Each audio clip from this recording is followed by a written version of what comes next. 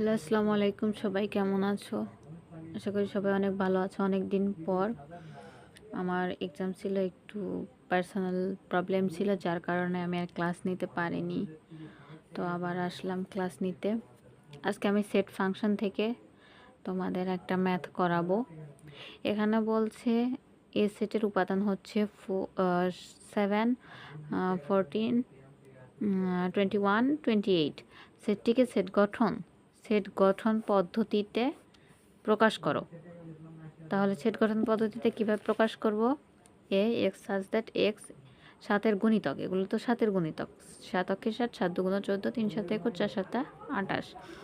তো 7-এর গুণিতক, কিন্তু 7-এর গুণিতক তো আরও আছে। 5 7 35, 35, তারপরে 5 8 40, এগুলো আছে। বাট এখানে স্টপ গেছে 28 পর্যন্ত। তো আমাদের লিমিটটা দেখাই দিতে হবে। এই জন্য আমরা কি লিখব? গুণিতক লেখার পর লিখব 7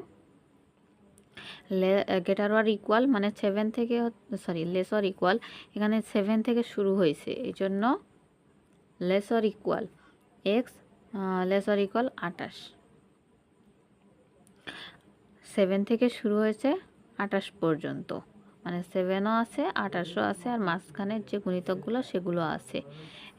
28-এর উপরে নাই, 7-এর নিচে নাই। আর একভাবে করা যায়, এটা হচ্ছে এইভাবে 7x এক্স হচ্ছে কি বিলংস টু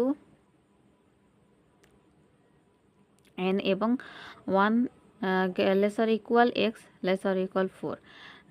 মোটামুটি সবাই এটাই লেখে, এটা লিখলে হবে, যা যেটা ভালো লাগে। তবে আমার কাছে এটাই বেশি ভালো লাগে, বেশি এটা বুঝতে সুবিধা হয়। সো সেট গঠন পদ্ধতিতে যখন প্রকাশ করতে বলবে, তাহলে আমরা এভাবে প্রকাশ করব। আজকে এ পর্যন্তই। নেক্সট টাইম আরও বেশি করে ম্যাথ করাবো। আল্লাহ হাফেজ।